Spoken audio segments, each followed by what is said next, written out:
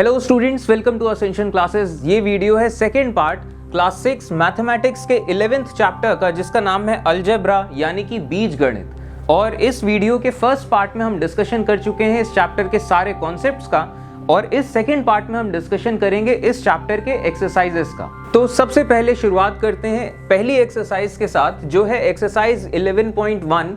इसका पहला question, Find the rule which gives the number of matchsticks required to make the following matchstick patterns।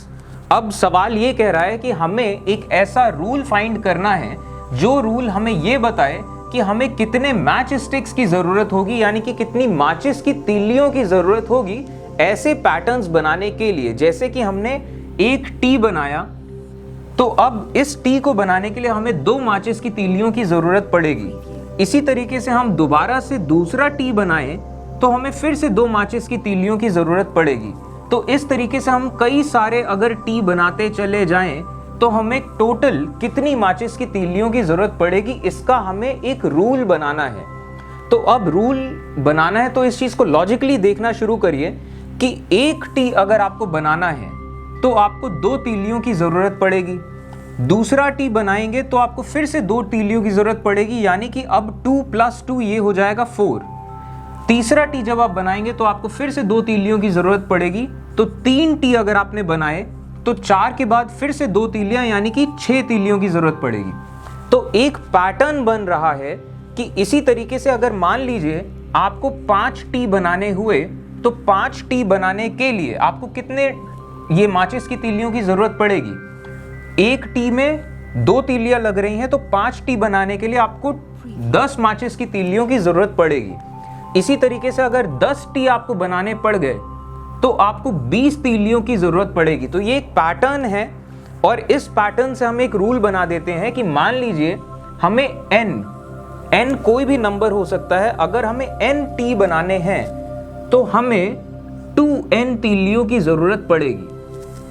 अब यहाँ पे n की वैल्यू अगर 20 हम रख देते हैं, मान लीजिए 20 टी हमें बनाने हैं, तो 20 टी बनाने के लिए हमें 20 यहाँ रखिए तो हमें 40 तीलियों की जरूरत पड़ेगी।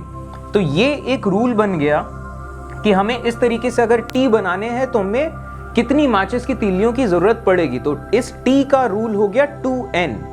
इसी तरीके से अगर z की बात करें तो z जो शेप है 1 2 3, एक z बनाने के लिए हमें 3 तीलियों की जरूरत है। तो हम कितने भी z बनाएं हमें 3n तीलियों की जरूरत पड़ेगी। u का जो शेप है, u का शेप भी 3 तीलियों से बनेगा, तो u में भी 3n। जो v है, v में हमें 2 तीलियां चाहिए, तो ये इसका रूल हो जाएगा 2n, यानी कि जितने भी हम v बनाएंगे 2n तीलियां हमें चाहिए। अब हमें अगर e का शेप बनाना है तो e का शेप बनाने के लिए हमें 5 तीलियों की जरूरत पड़ेगी। 1 2 3 4 5, तो जितने ई हम बनाएंगे हमें 5n तीलियों की जरूरत पड़ेगी।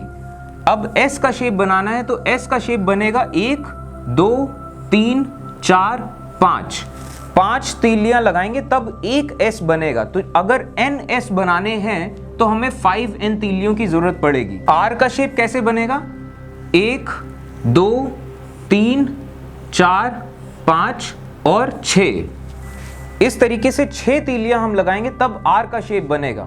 तो अगर हमें n r चाहिए तो टोटल तीलियां हमें चाहिए होंगी 6n, क्योंकि एक n में 6 तीलियां लग रही हैं। तो ये हो गए बेसिक रूल्स। अब अगला क्वेश्चन है क्वेश्चन नंबर 3।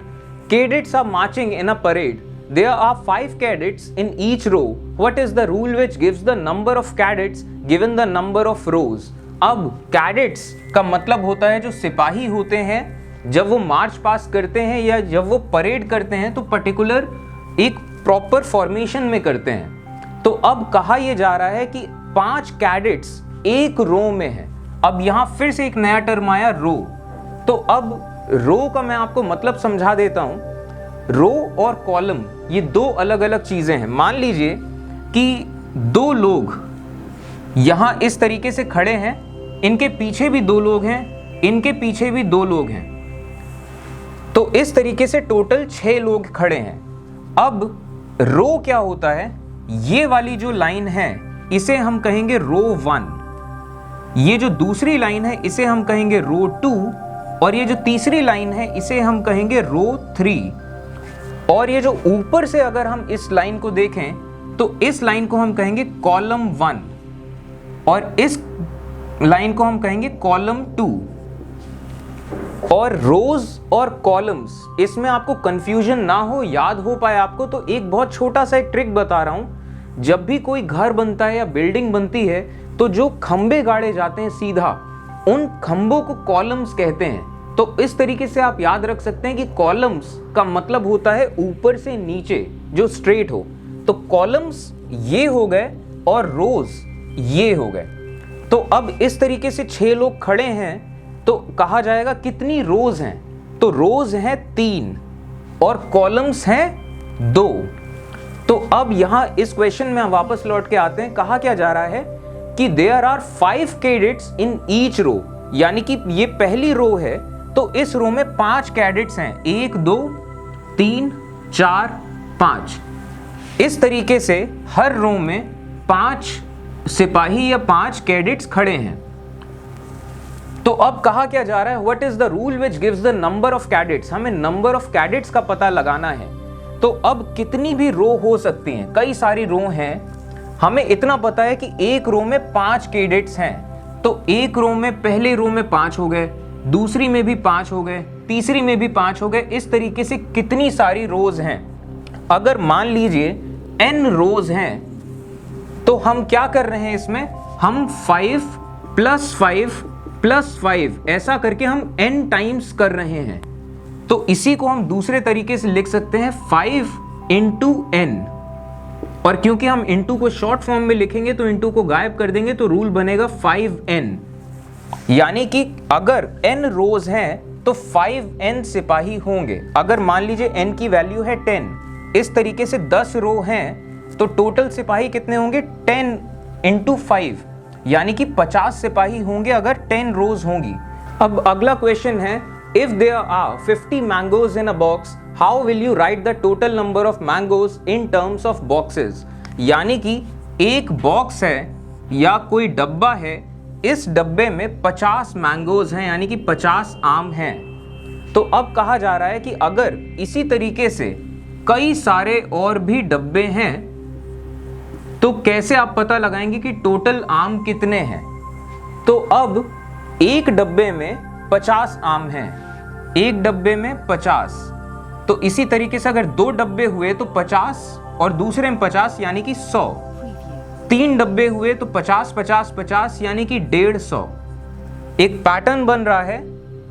अगर जनरलाइज करें तो अगर n है, n डब्बे हैं, मान लीजिए 10 डब्बे हैं तो 50 × 10 होगा, तो यानी कि 50n।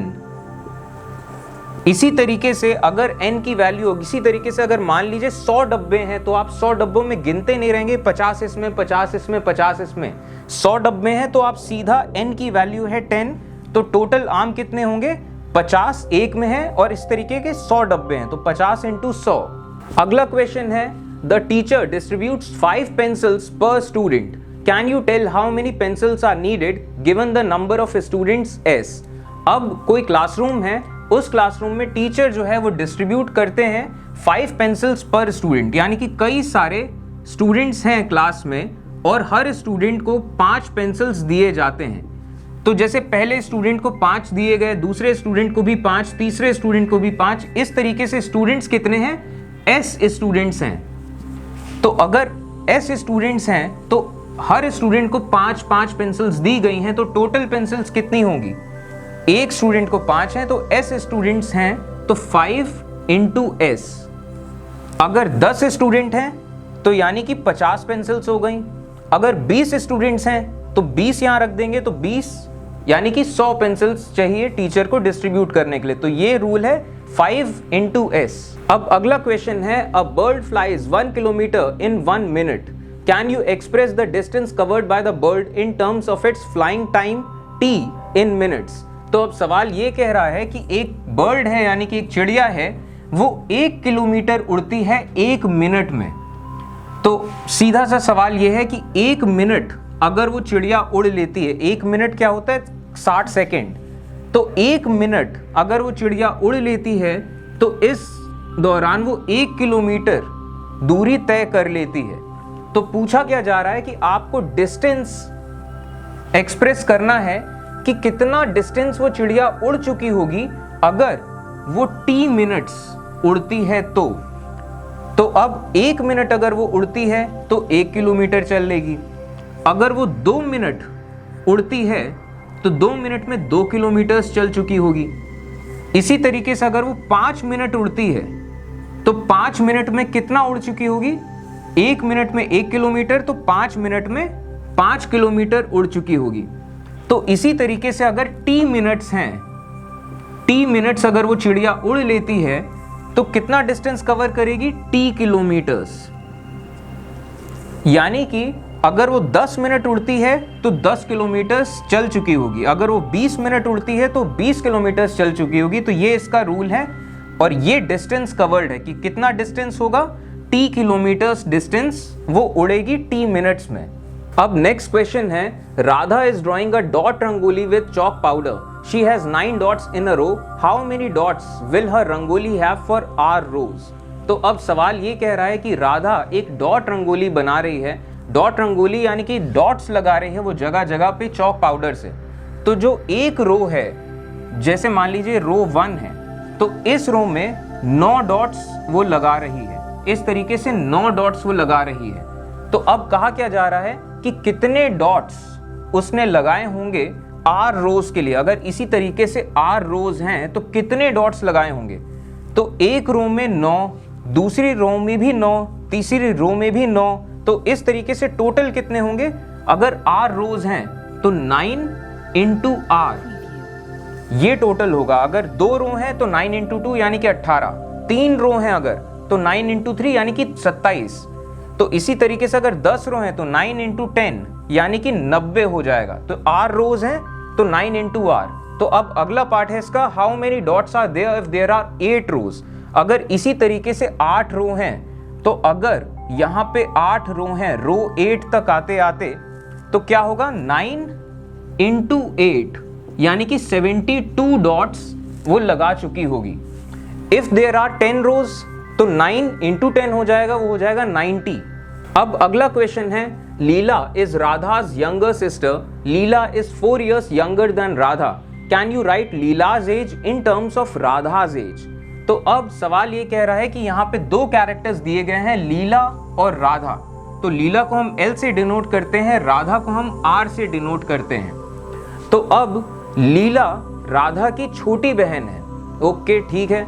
Leela is 4 years younger than Radha, तो यानी कि राधा से 4 साल छोटी है लीला, 4 years यंगर। तो राधा अगर 10 साल की है तो लीला 6 साल की होगी। राधा अगर 20 साल की है तो लीला 4 साल छोटी यानी कि 16 साल की होगी। तो ये एक पैटर्न हमें दिख रहा है। तो राधा अगर मान लीजिए n ईयर्स की है तो लीला की एज होगी n-4, वो 4 साल छोटी रहेगी हमेशा। तो यही पूछा गया है, can you write Leela's age in terms of Radha's age? तो लीला की एज क्या होगी? n-4, और ये n क्या है? ये राधा की एज है। तो हमने लीला की एज को लिखा है राधा की एज के टर्म्स में, और take x as the as of Radha. हमने यहाँ पे n यूज किया है तो n की जगह हम यहाँ पे x कर सकते हैं क्योंकि ये वेरिएबल है और हमारी मर्जी है, हम नाम कुछ भी दे सकते हैं। अब अगला क्वेश्चन है, mother has made some laddoos. She gives some laddoos to guests and family members. Still 5 laddoos remain. If the number of laddus mother gave away is L, how many laddus she make? तो अब मान लीजिए जो मदर हैं उन्होंने कई सारे लड्डू बनाए, तो इस बॉक्स में सब लड्डू रखे हैं। अब कहा क्या जा रहा है, इन्होंने लड्डुओं को बांटा। जितने भी गेस्ट हैं, गेस्ट यानी कि मेहमान और फैमिली मेंबर्स, इन्होंने लड्डुओं को बांटा। और कितने लड्डू इन्होंने दिए? शी गेव अवे L, यानी कि L लड्डू वो दे चुकी, बांट चुकी सब जगह, और L लड्डू देने के बाद भी 5 लड्डू बच गए। तो अब पूछा ये जा रहा है, how many laddoos did she make, यानी कि टोटल कितने लड्डू उन्होंने बनाए थे। इस बॉक्स में स्टार्टिंग में कितने लड्डू थे? तो L लड्डू वो दे चुकी हैं, उसके बाद भी 5 बचे हुए हैं, यानी कि L+5 इतने लड्डू बनाए गए होंगे। तो L+5 लड्डू जब बनाए गए, L दे दिए तो 5 बचे। अब इस चीज में आप डिजिट्स अगर पुट कर लीजिए तो मान लीजिए अगर उन्होंने 25 लड्डू बनाए और 20 लड्डू दे दिए, बांट दिए, तो 5 लड्डू बचे हैं। तो अब इस चीज को इसके टर्म्स में टोटल कितने लड्डू थे? 20 + 5। इसी तरीके से L+5। अब नेक्स्ट क्वेश्चन है, oranges are to be transferred from large boxes into smaller boxes. When the large box is emptied, the oranges from it fill 2 smaller boxes and still 10 oranges remain outside. If the number of oranges in the small boxes are taken to be X, what is the number of oranges in the larger box? सवाल बड़ा है, ध्यान से पढ़िए, दोबारा पढ़िए। Oranges are to be transferred from large boxes into smaller boxes, यानी कि कोई बड़ा डब्बा है, इस बड़े डब्बे में ऑरेंजेस भरे हैं। ऑरेंजेस यानी कि संतरे। इस बड़े डब्बे से फिर संतरों को निकाला जाना है और छोटे डब्बों में डाला जाना है। इस तरीके से कई सारे छोटे डब्बे हैं, कई सारे बड़े डब्बे हैं। तो अब कहा क्या जा रहा है, when the large box is emptied, जब ये जो बड़ा डब्बा है और ये एक है, यहाँ पे अ लार्ज बॉक्स लिखा गया है, तो यहां से हम समझ सकते हैं कि एक बड़ा बॉक्स है। तो ये बड़ा बॉक्स जब एम्प्टी हो गया, यानी कि जब खत्म हो गया, सारे ऑरेंज हमने डाल दिए छोटे बॉक्सेस में, the oranges from it fill 2 smaller boxes, यानी कि 2 छोटे डब्बे इस्तेमाल हुए हैं और 2 छोटे डब्बे इस्तेमाल होने के बाद भी 10 ऑरेंज जो हैं, यानी कि 10 संतरे बच गए हैं, रिमेन आउटसाइड, यानी कि ये बाहर रह गए, ये छोटे डब्बों में नहीं आए हैं। If the number of oranges in the small box are taken to be X, एक डब्बे में X हैं, X संतरे इस डब्बे में है, X संतरे इस डब्बे में है। तो पूछा जा रहा है number of oranges in the larger box, यानी कि जो बड़ा डब्बा था इसमें कितने संतरे थे। तो अब जितने भी संतरे इसमें थे, इसको 2 डब्बों में डाला गया। पहले डब्बे में X हैं, दूसरे डब्बे में X हैं और 10 संतरे बाहर बच गए। तो टोटल कितने संतरे थे इस डब्बे में? तो इस चीज को हम लिखेंगे 2X, ये तो डब्बे वाले संतरे हैं जो छोटे डब्बे वाले, और 10 संतरे बाहर बच गए। ये बिल्कुल वैसे सवाल है जैसा पिछला क्वेश्चन था। अब हमारा अगला क्वेश्चन है, observe the patterns and find the rule to find number of match sticks required, यानी कि हमें एक पैटर्न दिया जाएगा और हमें एक रूल निकालना है कि कितने नंबर ऑफ मैच स्टिक्स या कितनी तीलियों का इस्तेमाल हुआ है। तो पैटर्न ये है कि हमें 4 तीलियों का इस्तेमाल करके हमने एक स्क्वायर बनाया। अब हमने इसके आगे 3 तीलियां लगाई और इस तरीके से एक दूसरा स्क्वायर बन गया।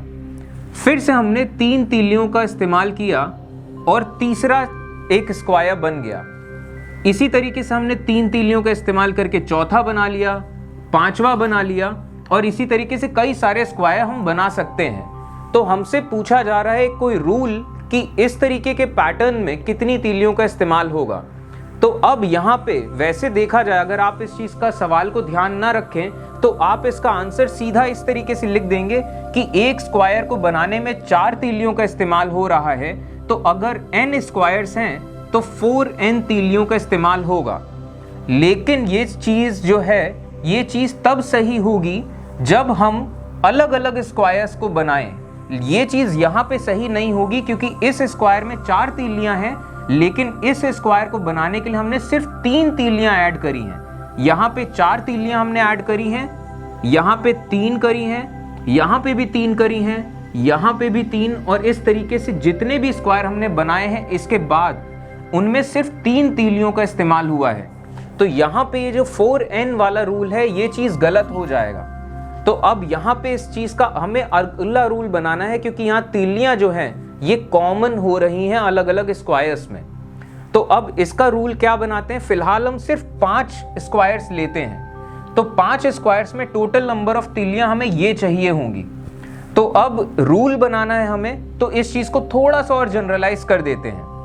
4 को हम 3 + 1 लिख सकते हैं।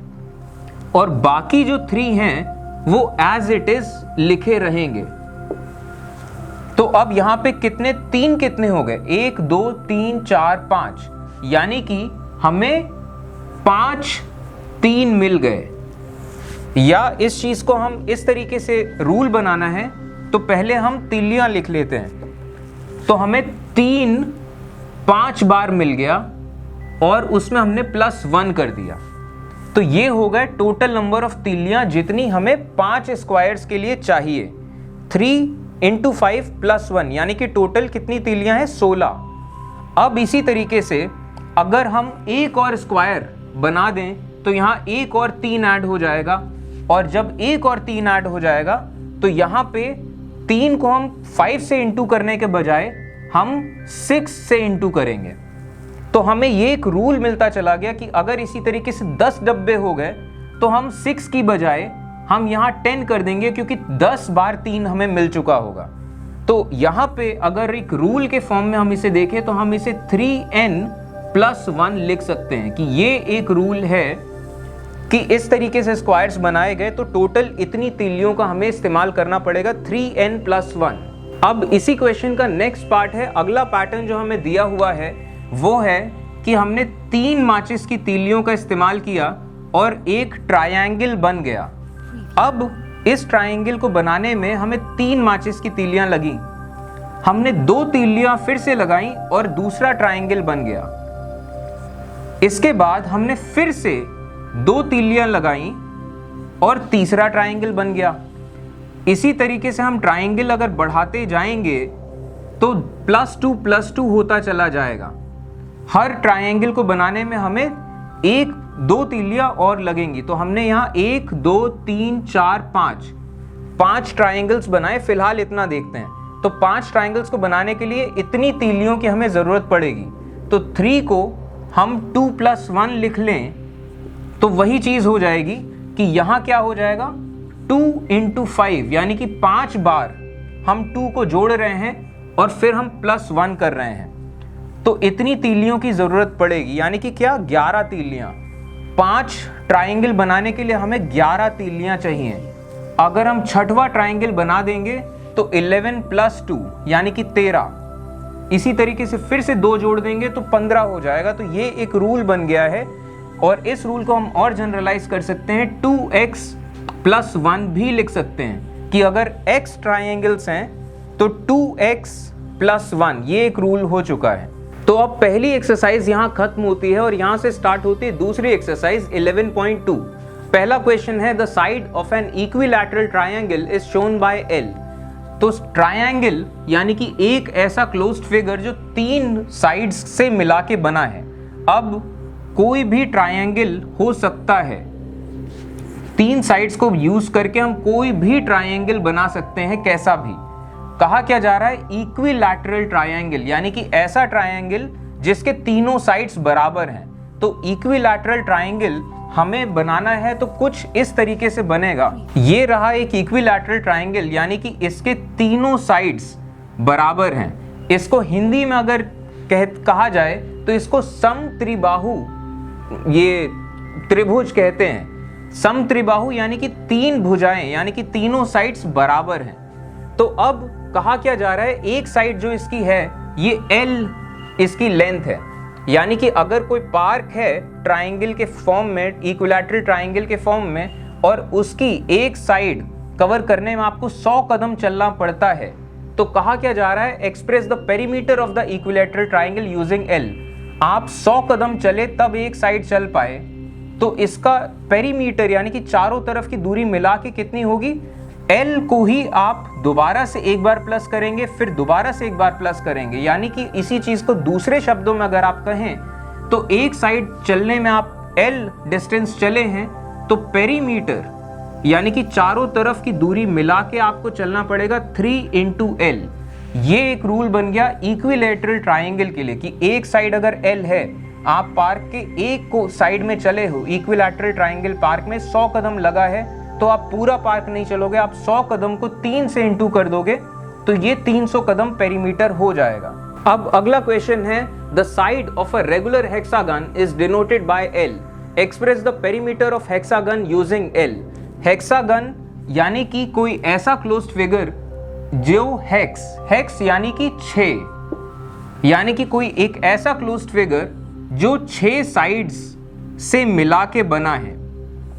और क्योंकि ये एक रेगुलर हेक्सागन है, इसका मतलब ये जितनी भी साइड्स हैं ये सारी साइड्स बराबर हैं।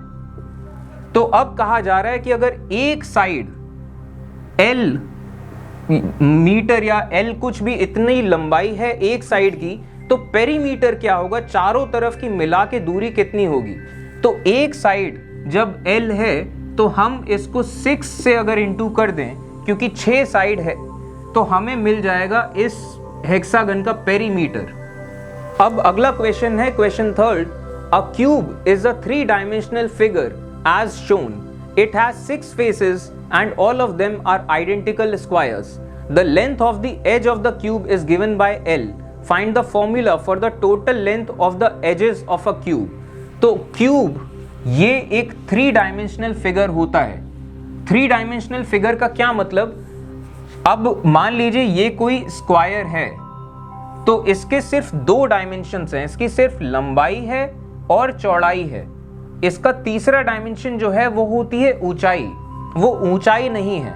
तो अब ये इसे कहा जाएगा 2-dimensional फिगर। लेकिन अगर मान लीजिए कोई डब्बा है, जैसे कि ये एक डब्बा है, तो अब ये एक 3-dimensional शेप है, 3-dimensional फिगर। क्यों? इसकी एक लंबाई है, इसकी यहाँ एक चौड़ाई है और इसकी एक ऊंचाई है। इसके 3 डायमेंशंस हैं। और ये एक्चुअली तो टोटल पूरी तरीके से क्यूब नहीं है, क्योंकि थोड़ा सा इसकी जो ऊंचाई है थोड़ी सी लंबी है। लेकिन अगर हम इस चीज को विजुअलाइज करें कि इसके सारे साइड्स बराबर हैं, तो ये एक क्यूब कहा जाएगा। तो अब ये डब्बा मैं आपको इसलिए दिखा रहा हूं विजुअलाइज करने के लिए, क्योंकि सवाल ये कह रहा है कि क्यूब में 6 फेसेस होते हैं। फेसेस यानी कि कोई भी एक ऐसा जो बाहर का साइड है। अब क्यूब में कितने साइड होते हैं, जरा इस चीज को गिनिए। तो 1 2 3 4 फेसेस इसके चारों तरफ हो गए, एक फेस ऊपर और एक फेस नीचे। तो क्यूब में 6 फेसेस होते हैं, 6 फेसेस, और सब के सब आइडेंटिकल स्क्वायर्स होते हैं। अब कहा यह जा रहा है the length of the as of the cube is given by L, यानी कि जो क्यूब है, अब क्यूब को हमें 2 डायमेंशन में बनाना है, तो हम इसे कुछ इस तरीके से बनाएंगे। यानी कि ये एक क्यूब है, और अगर हम इसे थोड़ा और अच्छे से बनाना चाहें, तो हम, ये तो सामने से हमें दिख रहा है, ये जो चीज़ है ये हमें सामने से दिख रही है। जो साइड्स हमें दिख नहीं रही हैं, हम उसको डॉटेड लाइन से बना सकते हैं कि ये हमें दिख नहीं रही है, लेकिन आप समझ जाइए ये क्यूब बन रहा है। तो अब एक जो एज है, एज इसकी जो लेंथ है वो है L, यानी कि एक साइड जो है, कोई भी साइड वो L है। तो पूछा जा रहा है find the formula of the total length of the edges of cube. तो अब सबसे पहला सवाल होता है कितने एजेस हैं क्यूब में, कितने साइड्स हैं। तो ये क्यूब है, इसके साइड्स गिनना शुरू करते हैं। तो सबसे पहले चारों तरफ का गिनते हैं, फिर ऊपर और नीचे का देखेंगे। तो 1 2 3 और 4 एजेस तो इसके चारों तरफ हैं। इसके बाद 4 एजेस इसके ऊपर हैं, 1 2 3 4, और इसी तरीके से 4 एजेस इसके नीचे हैं। तो टोटल क्यूब में कितने एजेस हो गए, 12 टोटल एजेस होते हैं किसी भी क्यूब में। तो अब मान लीजिए अगर इस डब्बे में चारों तरफ मुझे टेप लगाना है, चारों तरफ हर एज में, तो मुझे 12 बार टेप लगाना पड़ेगा, 4 बार ऊपर, 4 बार नीचे और 4 बार साइड में। तो ये इस डब्बे से आपको विजुअलाइजेशन हो चुका होगा कि 12 एजेस होती हैं किसी भी क्यूब में। और कहा यह जा रहा है कि total length of the edges of cube, एक एज अगर L लंबी है तो 12 एजेस हैं, तो टोटल लेंथ कितनी है, 12L। ये आंसर है। तो मान लीजिए इस चीज का सिग्निफिकेंस क्या है कि मान लीजिए 10 सेंटीमीटर इसकी मान लीजिए एज है, मुझे 10 सेंटीमीटर लंबा टेप लगाना है, तो कितना टेप लगेगा, तो कितना टेप लगेगा, 10 यहाँ, 10 यहाँ, 10 यहाँ, 10 यहाँ, तो 40 सेंटीमीटर तो यहीं लग गया, 40 सेंटीमीटर यहाँ पे लग गया, इसी तरीके से 40 यहाँ लग गया, तो यानी कि 120 सेंटीमीटर। तो लेंथ अगर L है तो यानी कि 12 इंटू L, 10 सेंटीमीटर है तो 120 हो जाएगा। अगर 20 सेंटीमीटर लंबी अगर साइड है तो 12 इंटू 20, तो ये total length of edges of cube हो गया। अब अगला क्वेश्चन है, the diameter D of a circle is a line which joins 2 points on a circle and also passes through the center of the circle. Given AB as diameter of the circle, C its center, express D in terms of radius R. तो अब कहा यह जा रहा है कि एक circle है, यानी कि एक गोल है, और इस सर्किल का सेंटर यहां पे ये है और ये सेंटर है C। तो अब डायामीटर एक चीज होती है, डायामीटर वो लाइन होती है जो सेंटर से होके गुजरती है और सर्किल के 2 पॉइंट्स को टच करती है। तो जैसे कि ये AB, ये डायामीटर है, और रेडियस क्या होता है, जो सेंटर होता है, सेंटर से कोई भी लाइन अगर आप जोड़ दें सर्किल पे तो ये चीज हो जाती है रेडियस।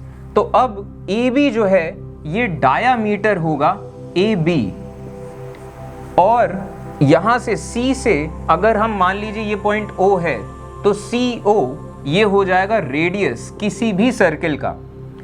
तो अब AB ये लाइन है डायामीटर और ये रेडियस है, तो OC जो है अगर हम इसी चीज को घुमा के यहां ले आए तो ये AC बन जाएगा। तो ये एक्चुअली इतना एरिया जो है ये रेडियस हो गया।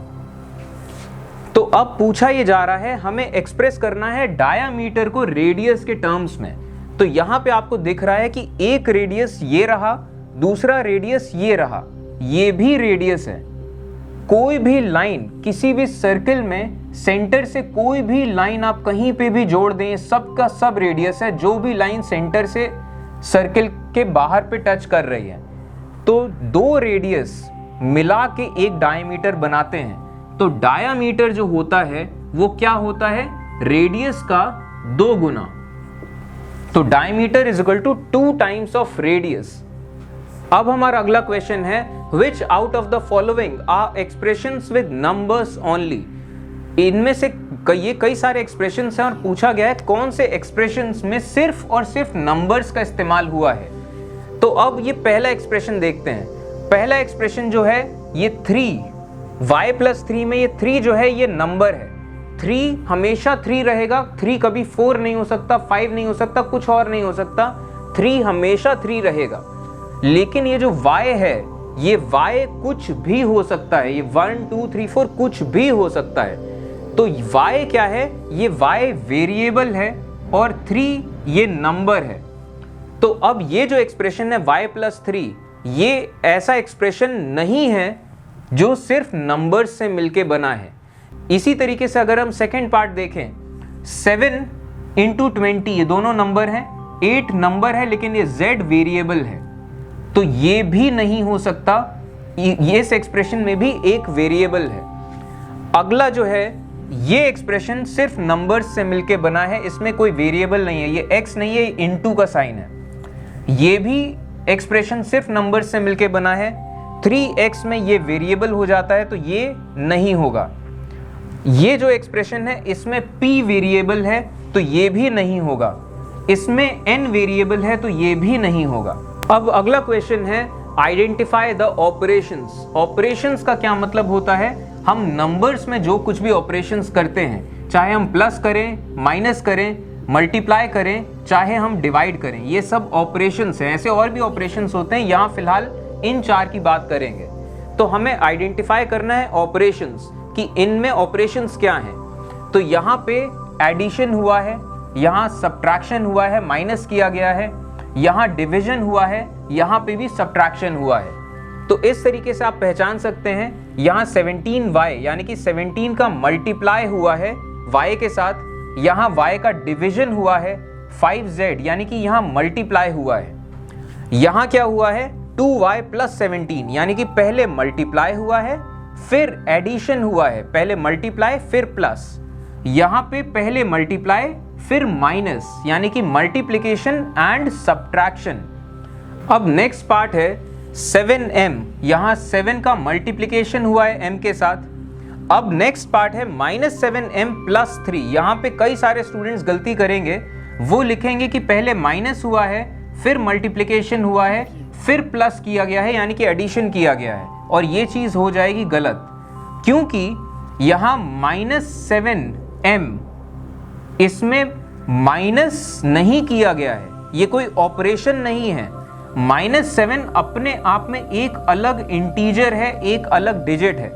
यहाँ पे सिर्फ और सिर्फ मल्टीप्लिकेशन किया गया है, -7 का मल्टीप्लिकेशन किया गया है m के साथ। यहाँ माइनस का मल्टीप्लिकेशन 7 के साथ नहीं किया गया, हम इसे -7 को मल्टीप्लाई नहीं देखेंगे। तो यहाँ पे इस चीज में हम लिखेंगे मल्टीप्लिकेशन एंड एडिशन। इसी तरीके से -7m - 3 हम इस चीज को लिखेंगे, पहले मल्टीप्लिकेशन हुआ है, फिर सब्ट्रैक्शन यानी कि माइनस किया गया है। अब अगला क्वेश्चन है गिव एक्सप्रेशंस। हमें कई सारे ऑपरेशंस दिए गए हैं, हमें इनके एक्सप्रेशंस लिखने हैं। तो सबसे पहला है 7 एडेड टू p, यानी कि p कोई वेरिएबल है, इसमें 7 जोड़ा गया है, तो p + 7। 7 सब्ट्रैक्टेड फ्रॉम p, यानी कि p में से 7 को माइनस किया गया है। p मल्टीप्लाइड बाय 7, यानी कि p को इंटू किया गया है 7 के साथ, तो हम p इंटू 7 नहीं लिखेंगे बार बार, हम इसे 7p लिखेंगे। p डिवाइडेड बाय 7, यानी कि p को हमने डिवाइड किया है 7 के साथ, तो हम इसे p बाय 7 भी लिख सकते हैं। 7 सब्ट्रैक्टेड फ्रॉम -m, यानी कि -m ये कोई डिजिट थी, कोई इंटीजर था, हमने इसमें से 7 फिर से माइनस किया है। -p मल्टीप्लाइड बाय 5, यानी कि -p ये कोई डिजिट थी, हमने इसे 5 से मल्टीप्लाई किया है, तो अब हम इसे लिख सकते हैं -5p। अब 11 एडेड टू 2m, यानी कि 2m में हमें 11 प्लस करना है। 11 सब्ट्रैक्टेड फ्रॉम 2m, यानी कि 2m में से हमने 11 घटा दिया। 5 times y to which 3 is added, यानी कि y को हमने क्या किया है 5 टाइम्स, तो y इंटू 5 हमने किया है, इनमें से 3 फिर से ऐड किया है, तो y प्लस y इंटू 5 हम इसको एक डब्बे में कर देंगे, प्लस 3 कर देंगे, तो इस चीज को हम लिख सकते हैं 5y + 3। और जब आपको प्रैक्टिस हो जाएगी तो 5 times y to which 3 is added देखते ही आप 5y + 3 कर देंगे। 5 times y from which 3 is subtracted, 5 times y यानी कि 5y, इसमें से 3 हमने सब्ट्रैक्ट कर दिया, घटा दिया। y is multiplied by -8, y का इंटू किया गया है -8 के साथ। -8 अपने आप में एक अलग डिजिट है, तो इस चीज को हम लिखेंगे -8y। y is multiplied by -8 and then 5 is added to the result। तो अब y का मल्टीप्लिकेशन किया गया है -8 के साथ, और इसमें फिर से हमें 5 ऐड करना है, तो इस चीज को हम फाइनल तौर पे लिखेंगे -8y + 5। y is multiplied by 5 and then the result is subtracted from 16। तो सबसे पहले y का मल्टीप्लिकेशन किया गया 5 के साथ, यानी कि 5y, और ये जो रिजल्ट है द रिजल्ट इज सब्ट्रैक्टेड। हमें किससे किसको घटाना है, रिजल्ट इज सब्ट्रैक्टेड फ्रॉम 16, यानी कि हमें 16 से 5y घटाना है।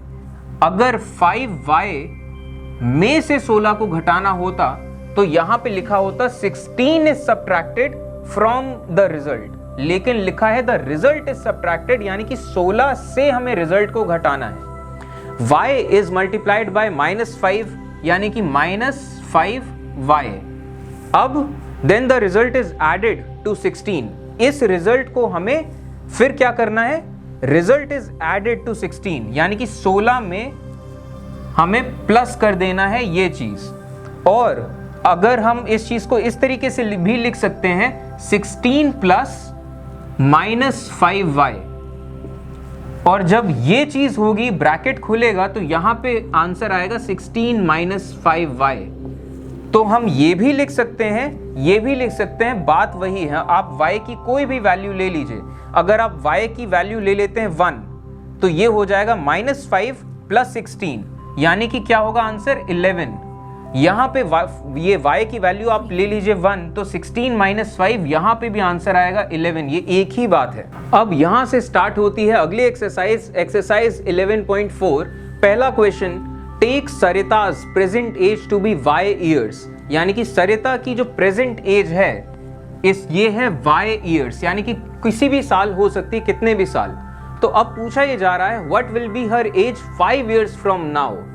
तो सरिता अगर 25 साल की है तो 5 साल बाद 5 ईयर्स फ्रॉम नाउ, यानी कि 5 साल बाद सरिता 30 साल की हो जाएगी। सरिता अभी अगर मान लीजिए 35 साल की है तो 5 साल के बाद सरिता 40 की हो जाएगी। तो कहा यह जा रहा है कि सरिता की प्रेजेंट एज अगर y ईयर्स है, सरिता की उम्र y है, तो 5 साल बाद सरिता की उम्र हो जाएगी y + 5। What was her age 3 years back? सरिता की अभी की एज y है तो 3 साल पहले कितनी उम्र रही होगी, y - 3। सरिता की एज अभी अगर 30 साल है तो 3 साल पहले 27 की रही होगी। सरिता अभी अगर 20 साल की है तो 3 साल पहले 17 की रही होगी, तो y - 3। Sarita's grandfather is 6 times her age. What is the age of her grandfather? तो सरिता के जो ग्रैंडफादर हैं, यानी कि सरिता के जो दादा हैं, वो क्या है, उनकी उम्र 6 टाइम्स है उसकी प्रेजेंट एज के। यानी कि अब 6 टाइम्स का क्या मतलब, सरिता अगर 10 साल की है तो उनके दादा की उम्र 60 साल होगी, 6 टाइम्स, 6 गुना। सरिता अगर 15 साल की है तो इनके दादा की उम्र होगी 90 साल, 6 गुना। तो सरिता अगर y साल की है तो इनके दादा की एज होगी 6y, यानी कि 6 गुना प्रेजेंट एज के। Grand mother is 2 years younger than grandfather. What is her grandmother's age? तो अब सरिता के जो ग्रैंडफादर हैं, सरिता की उम्र क्या है, यहां सरिता है। अब यहां 3 कैरेक्टर्स आ रहे हैं, तो सरिता की उम्र है y, जो ग्रैंडफादर हैं, ग्रैंडफादर, इनकी उम्र क्या है 6y, और यहां पे ग्रैंड मदर एक फिर से एक नए कैरेक्टर है, इनकी जो दादी हैं, इनके बारे में कहा गया है 2 years younger than grandfather। तो ग्रैंडफादर की उम्र है 6y, तो ग्रैंड मदर की उम्र होगी 6y - 2, यानी कि 2 साल उनसे छोटी हैं। Sarita's father's age is 5 years more than 3 times Sarita's age. What is her father's age?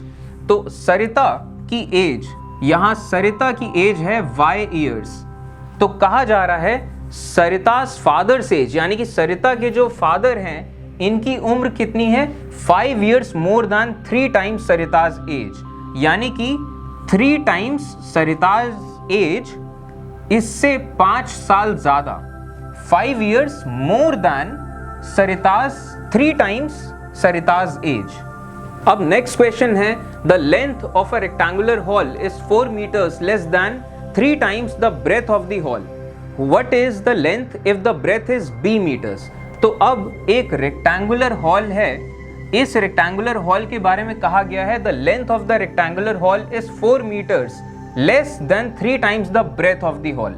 ये लेंथ है, ये ब्रेथ है, तो अगर ब्रेथ को हम b मान लें तो कहा क्या जा रहा है, लेंथ कितनी है 4 meters less than 3 times the breadth, यानी कि 3 times द ब्रेथ -4 meters। तो लेंथ ये हो जाएगी 3b - 4, और ब्रेथ ऑलरेडी है b, तो हमने लेंथ को ब्रेथ के फॉर्म में लिख दिया। A rectangular box has height h centimetre. तो अब एक रेक्टेंगुलर बॉक्स है, और रेक्टेंगुलर बॉक्स यानी कि इसे हम कहेंगे अगर प्रॉपर टर्म्स में तो इसे हम क्यूबॉइड कहेंगे। क्यूब वो होता है जो स्क्वायर्स से बनता है, और रेक्टेंगल्स को मिला के जो बनता है इसे हम क्यूबॉइड कहेंगे। तो रेक्टेंगुलर बॉक्स ये एक बंद डब्बा है रेक्टेंगुलर। तो अब कहा ये जा रहा है इसकी हाइट है h सेंटीमीटर, ये जो हाइट है ये h सेंटीमीटर है। तो अब कहा क्या जा रहा है, its length is 5 times the height, ये जो लेंथ है ये लेंथ 5 टाइम्स है इसकी हाइट के, यानी कि लेंथ कितनी है 5h। ये जो लेंथ है ये 5h है। Breadth is 10 centimetres less than the height, तो यानी कि ये जो ब्रेथ है ये वाला हिस्सा, तो ये वाला हिस्सा कितना है 10 centimetre less than the length, तो लेंथ कितनी है 5h माइनस 10 सेंटीमीटर्स। तो हमें कहा गया है express the length and breadth in terms of height, तो h हाइट है तो लेंथ है 5h और ब्रेथ है 5h माइनस 10, यानी कि 5 टाइम्स में से माइनस करना है हमें 10। अब नेक्स्ट क्वेश्चन है Meena, Beena and Leena are climbing the steps to the hill top. तो अब एक हिल टॉप है, यानी कि कोई पहाड़ की चोटी पे चढ़ना है और इस तरीके से सीढ़ियां बनी हुई हैं और ये सीढ़ियां चलते चलते पहाड़ का टॉप है। और यहाँ 3 कैरेक्टर्स हैं मीना, बीना, लीना, तो हम इन्हें M, B और L से डिनोट करेंगे। Meena is at step S, तो यहां से अगर यहां से सीढ़ियां शुरू हो रही हैं और ये यहां इसे हम 0 पॉइंट मान लें कि ये पहली सीढ़ी, ये दूसरी, ये तीसरी, इस तरीके से सीढ़ियां हैं, तो जो मीना है वो स्टेप S में है, यानी कि यहां से अगर देखा जाए तो S स्टेप्स पे मीना है। यहां पे मान लीजिए मीना है और ये S स्टेप्स हैं, तो कहा ये जा रहा है Beena is 8 steps ahead and Leena is 7 steps behind. तो अगर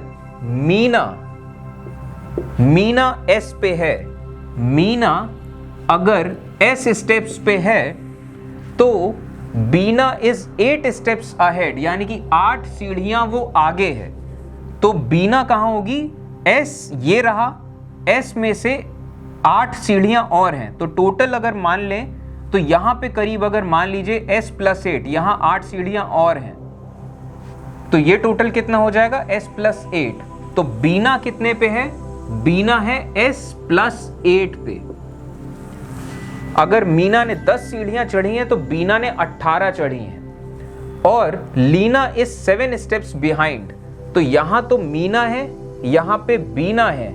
लीना के बारे में कहा जा रहा है लीना 7 स्टेप्स बिहाइंड है, यानी कि जहां मीना है, मीना इसके 7 सीढ़ियां या 7 कदम पहले है, यहां कहीं पे लीना है।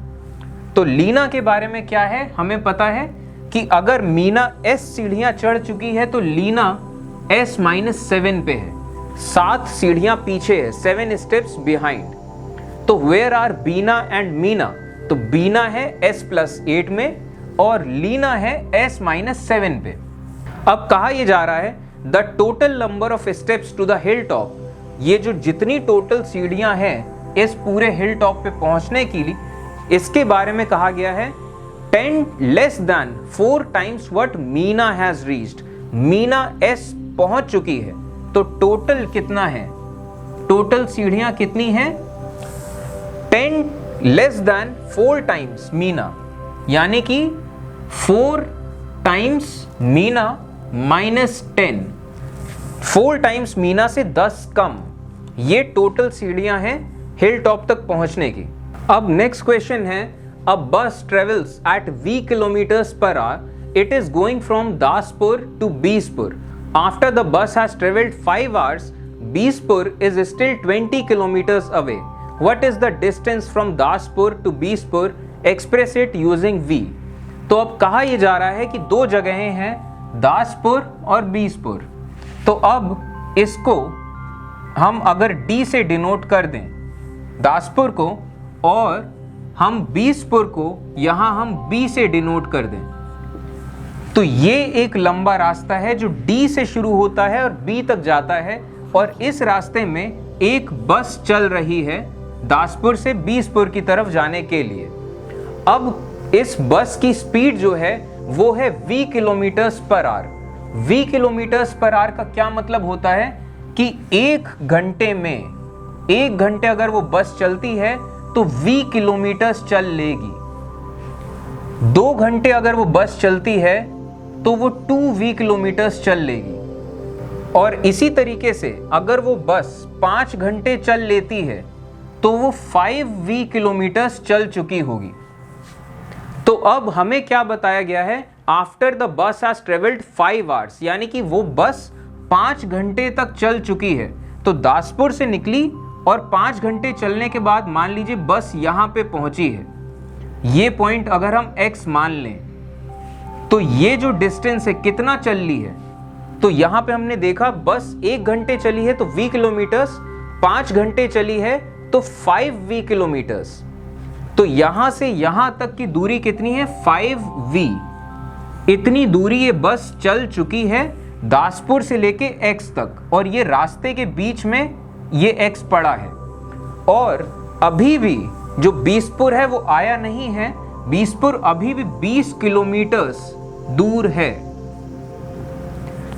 तो 5v इतनी दूरी ये बस चल चुकी है, 20 किलोमीटर्स बचा है। तो कहा जा रहा है what is the distance from Daspur to Bispur, यानी कि टोटल डिस्टेंस कितनी है d और b के बीच में। तो टोटल डिस्टेंस कितनी है, 5v तो चल चुके हैं, 20 किलोमीटर्स बचा है। तो ये रही टोटल डिस्टेंस। अब यहीं पे आप इस चीज को विजुअलाइज भी कर सकते हैं कि मान लीजिए v की वैल्यू हो जाती है 2, यानी कि 2 किलोमीटर्स पर आवर। 1 घंटे में 2 किलोमीटर मान लीजिए बस चल रही है, तो 1 घंटे में 2 किलोमीटर चल रही है, तो 5 घंटे में कितना चलेगी, 1 घंटे में 2, तो 5 घंटे में 10 किलोमीटर चल चुकी होगी। तो अब 10 किलोमीटर यहां चल चुकी है, 20 किलोमीटर बचा है, तो टोटल रास्ता कितना हुआ, 30 किलोमीटर। यहां पे v की वैल्यू अगर हम 2 रख दें, 2 किलोमीटर्स, तो आंसर आ जाएगा 30। तो इस तरीके से आप इसको विजुअलाइज भी कर सकते हैं। अब अगला क्वेश्चन है, change the following statements using expressions into statements in ordinary language, यानी कि मैथ्स या इस तरीके से एक्सप्रेशंस के फॉर्म में कोई चीजें दी हैं, हमें इसको नॉर्मल बोलचाल की भाषा में कन्वर्ट करना है। तो पहला है, a notebook cost ₹p, a book cost ₹3p। तो नोटबुक की कीमत है p और एक किताब की कीमत है 3p। तो इसको नॉर्मल भाषा में कहेंगे कि जो बुक की कीमत है, price of book is 3 times the price of notebook, कि बुक की कीमत 3 गुना है नोटबुक की कीमत से।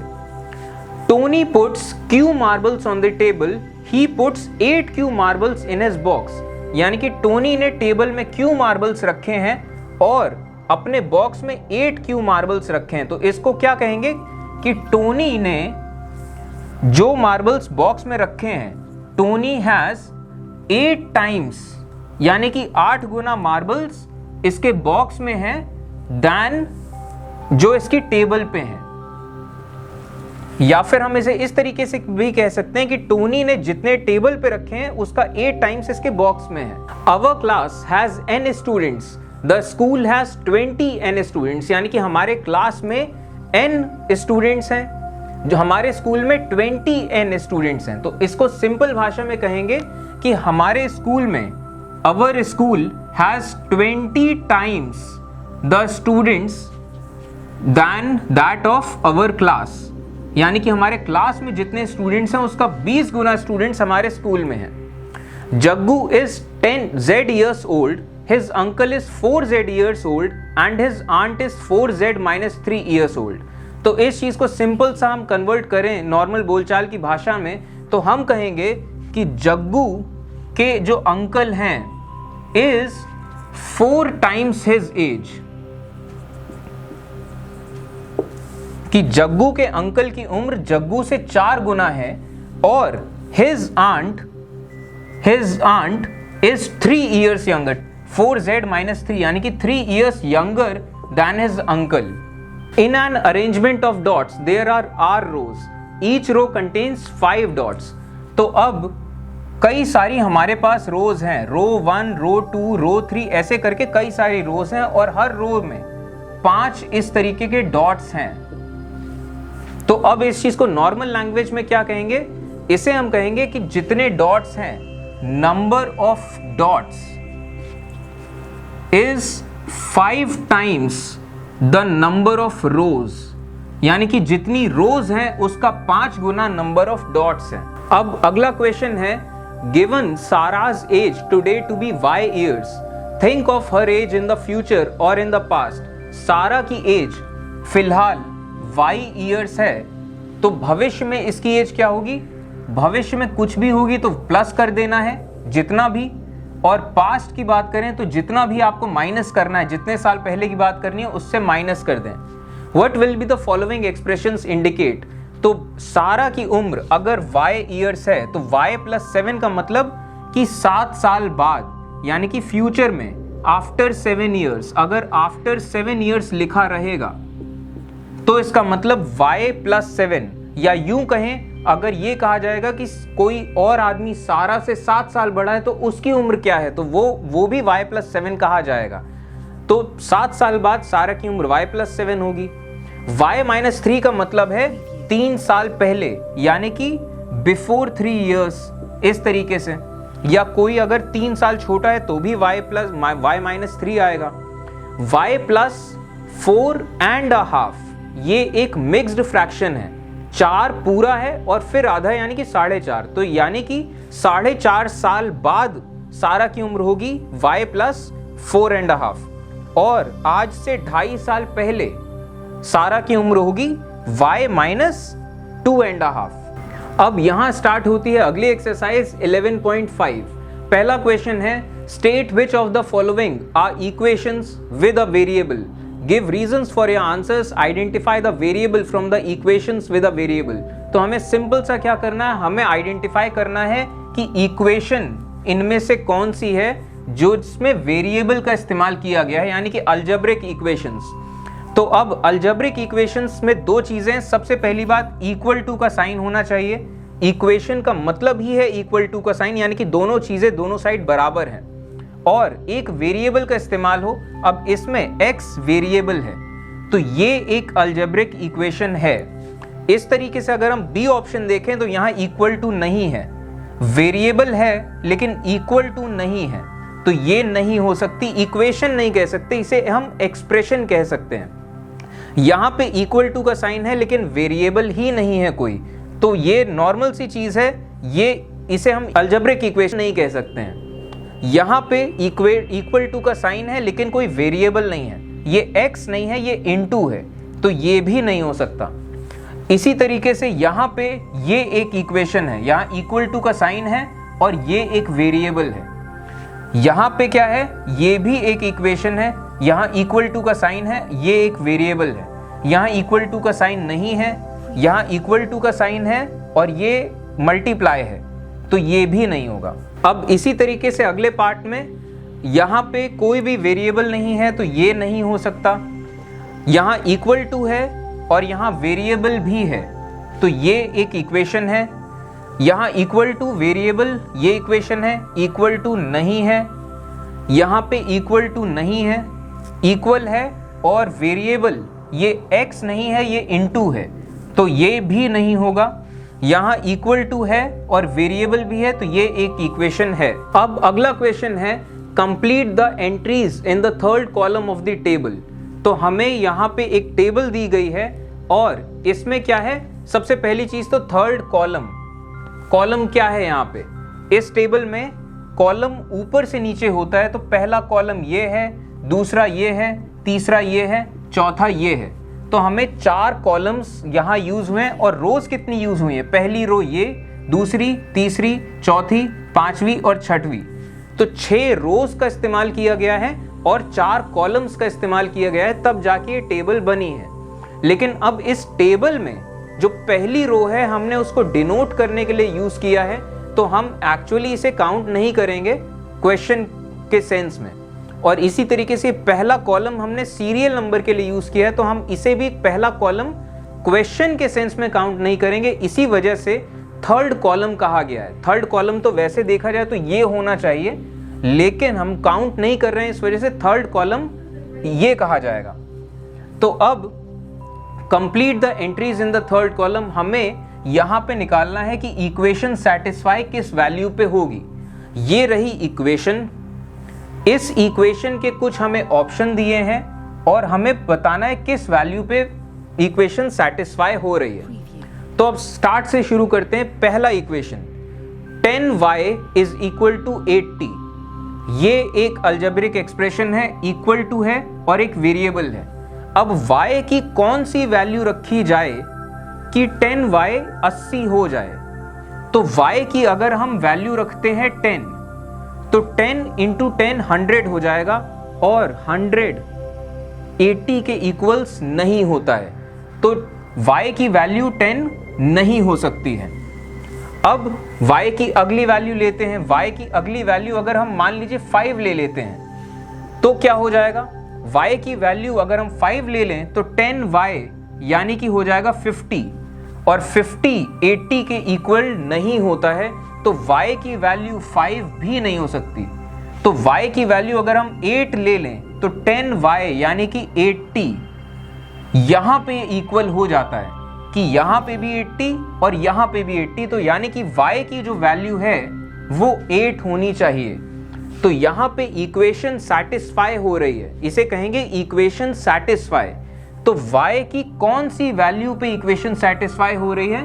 y इज इक्वल टू 8 पे, यानी कि y जैसे ही 8 होगा वैसे ही इक्वेशन सैटिस्फाई हो जाएगी। और आप देखते ही इस चीज को आंसर पता लगा भी सकते हैं। 10 को आप इधर ले जाइए तो 80 divided by 10 is equal to 8, तो y की वैल्यू हो जाएगी 8। अब इसी तरीके से अगले पार्ट में 4l इज इक्वल टू 20, तो l की कौन सी वैल्यू? l की वैल्यू क्या 20 हो सकती है? 20 इंटू 4 80, 80 इक्वल नहीं होगा। l की वैल्यू क्या 80 हो सकती है? 80 इंटू 4 यानी कि 320, ये भी नहीं होगा। l की वैल्यू अगर 5 है तो 5, 4 इंटू 5 यानी कि 20, 20 इज इक्वल टू 20 यानी कि ये सेटिस्फाई हो रहा है। तो l की वैल्यू अगर 5 है तो ये इक्वेशन सेटिस्फाई हो जाएगा। इसी तरीके से अब अगला है b plus 5 is equal to n, तो b की वैल्यू क्या होगी? जब आप b की वैल्यू 4 रखेंगे तो इक्वेशन सेटिस्फाई हो जाएगा b इज इक्वल टू 4 पे। अब h minus 8 is equal to 5, यहां पे h की कौन सी वैल्यू आप रखें? तो h की वैल्यू आप जैसे 13 रखेंगे वैसे ही इक्वेशन सेटिस्फाई हो जाएगा। 13 माइनस 8 इज इक्वल टू 5, तो यहां पे h की वैल्यू होगी 13। कोई और वैल्यू अगर आप रख दें इक्वेशन सेटिस्फाई नहीं होगी। p plus 3 is equal to 1, यहां पे p की आप कौन सी वैल्यू रखें कि कौन सी ऐसी चीज है जिसमें 3 का ऐड कर दें तो आंसर आएगा 1। तो यहां पे p की कई सारी वैल्यूज दी गई हैं, और ये सारी वैल्यूज आप जब रखेंगे तो इनमें से ये -2 वाली जो वैल्यू है ये रखते ही साथ सेटिस्फाई होगा। तो -2 प्लस 3 जब आप करेंगे तो आंसर आएगा 1। बाकी सारी वैल्यूज पे आंसर नहीं आएगा। अब जैसे p की वैल्यू आप 0 रख दें तो p हो गया 0, तो क्या है लेफ्ट साइड में 3, तो 3 इक्वल नहीं होता है 1 के, तो ये इक्वेशन अनसैटिस्फाइड होगी। तो अब ये इक्वेशन सेटिस्फाई हो रही है p की किस वैल्यू पे? p इज इक्वल टू -2 पे। अब अगला क्वेश्चन है pick out the solution from the values given in the bracket next to each question, यानी कि हमें इक्वेशंस दिए गए हैं और ये जो वेरिएबल्स हैं, वेरिएबल्स के हमें ऑप्शन दिए गए हैं और हमें बताना है कि कौन से ऑप्शन पे ये इक्वेशन सेटिस्फाई हो जाएगी। तो यहाँ पे m की वैल्यू हमें निकालनी है, तो सीधा सा हम कर सकते हैं 5m इज इक्वल टू 60, तो m क्या होगा? तो 5 इंटू है यहाँ पे, तो हम इक्वल टू के उधर ले जाएंगे तो डिवाइड में आ जाएगा, तो 60 डिवाइडेड बाई 5 यानी कि m की वैल्यू होगी 12। और अगर आप सीधा सा अगर आप ट्रायल मेथड करना चाहें तो आप ट्रायल मेथड भी कर सकते हैं। 10 की वैल्यू रखिए यहाँ, तो 5 इंटू 10 यानी कि 50 नहीं हो सकता। 5 इंटू 5 यानी कि 25, ये भी नहीं हो सकता।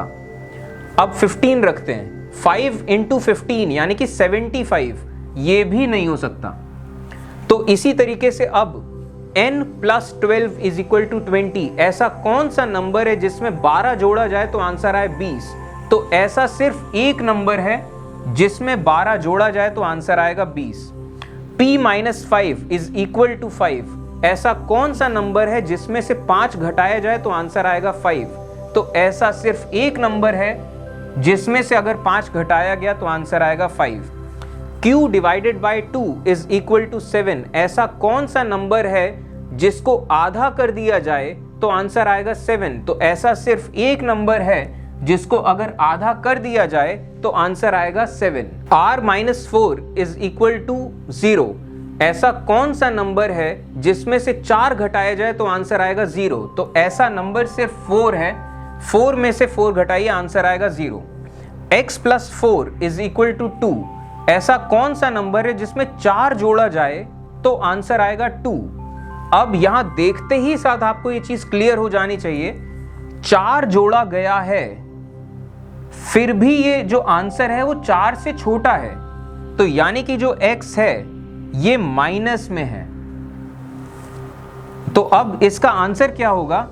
x की किस वैल्यू पे 4 जोड़ा जाए? तो x की वैल्यू सिर्फ -2 है।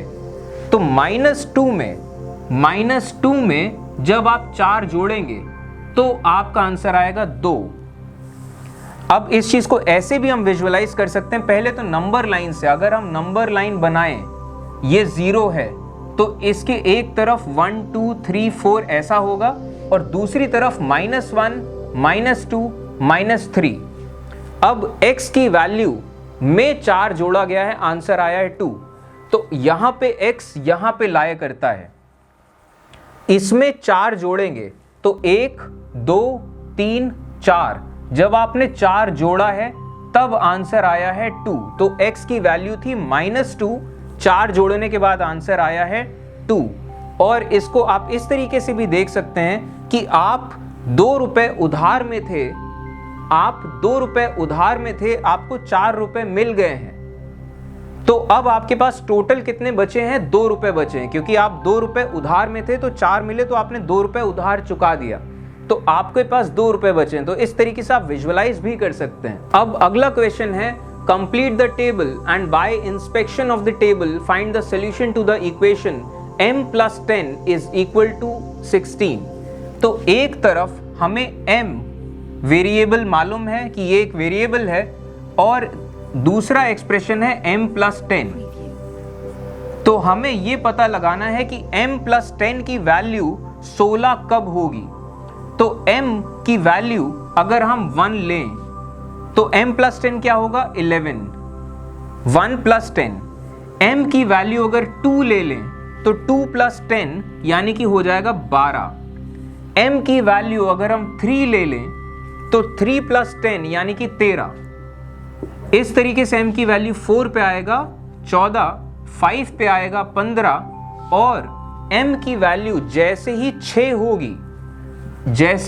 होगी वैसे ही m प्लस 10 इसका आंसर हो जाएगा 16।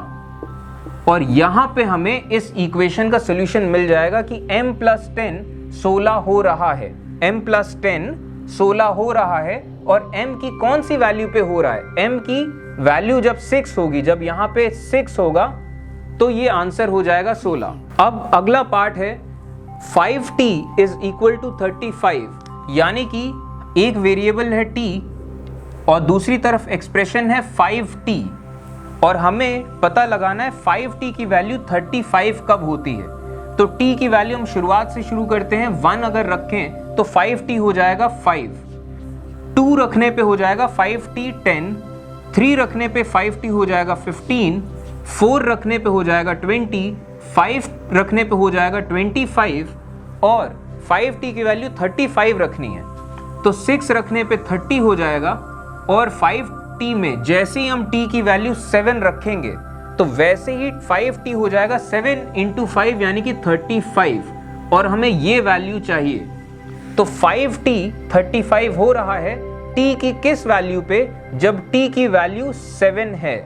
अब नेक्स्ट पार्ट है कि वेरिएबल है z, एक्सप्रेशन है z डिवाइडेड बाय 3 और वैल्यू आनी चाहिए 4। तो अब z की वैल्यू अगर 1 है तो z बाय 3 होगा 1/3। z की वैल्यू अगर 2 है तो z की वैल्यू होगी 2/3। अभी तक z 1 तक नहीं बन पाया है, और Z1 कब बनेगा, जब Z की वैल्यू होगी 3। तो Z 3 पे आते ही Z/3 हो जाएगा 1। तो अब यहां पे Z/3 ये चीज 1 हो पाई है, और Z अब जैसे जैसे 3 से बड़ा होगा वैसे ही Z/3 की वैल्यू अब जाके 1 से बड़ी होगी। तो अब Z की वैल्यू अगर हम बढ़ाते रहें, Z की वैल्यू अगर हम 6 कर दें, तो 6 डिवाइडेड बाय 3 यानी कि होगी वैल्यू 2। अब इसी तरीके से हमें Z/3 की वैल्यू लानी है 4 पे। तो आप इस चीज को करते क्या रहोगे, आप यहां से भी देख सकते हो, Z/3 की वैल्यू अगर आपको 4 पे लानी है तो Z की वैल्यू आपको रखनी पड़ेगी 12। तो जैसे ही आप Z की वैल्यू रखेंगे 12, Z/3 की वैल्यू हो जाएगी 4। तो ये था क्लास 6 मैथमेटिक्स के 11th चैप्टर का सेकेंड पार्ट। चलिए फिर, थैंक यू।